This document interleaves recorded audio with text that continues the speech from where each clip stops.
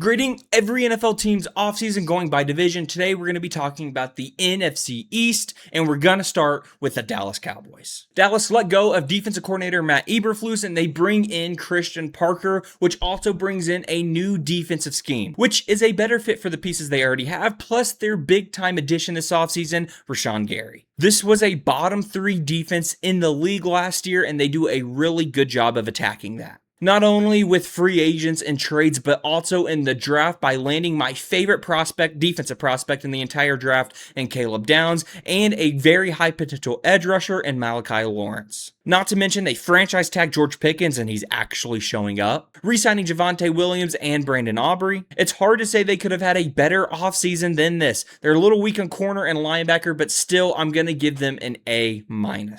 Next, we have the New York Giants. A huge change for the team, for the franchise, in bringing in new head coach John Harbaugh. They lose Wando Robinson and some offensive line depth, but they add a ton. A lot of former Ravens, a couple wide receivers, some good D pieces like Tremaine Edmonds and Greg Newsome. They re-sign some offensive line and have a really good draft, including their first round picks in taking Arvell Reese and Francis Maui-Noah, and even Colton Hood in round 2. A lot to love, except I can't stand the hiring of Matt Nagy to be your offensive coordinator. I'm going to try my best to not let it tank the whole grade. Maybe they should be lower, maybe they should be higher. I'm going to give them a B+.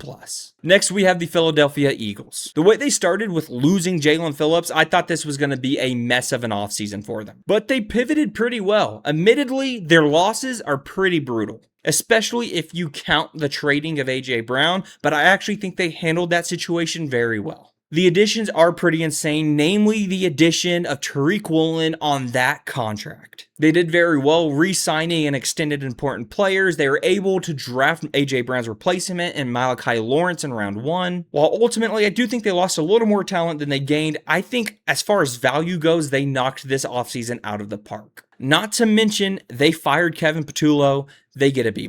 Finally, we have the Washington Commanders. They move on from both coordinators, which typically means the head coach might be next if they have another lackluster season. Defensively, there's a lot to like. They signed a ton on the defense, including Odafe Alwe and linebacker Leo Chenal. They draft standout linebacker Sonny Styles in round 1. Just really good on the defense side of the ball. Cannot say the same on the offensive. I really don't like much on this offense, honestly. I think the Tunsil contract feels a little much at this point in his career. You lose on the O-line, you lose Deebo Samuel, you lose your top running back from last season. They don't bring in anybody on the offense that's going to be a difference maker. I'm conflicted from the offense to the defense, therefore I'm just going to give them a C+.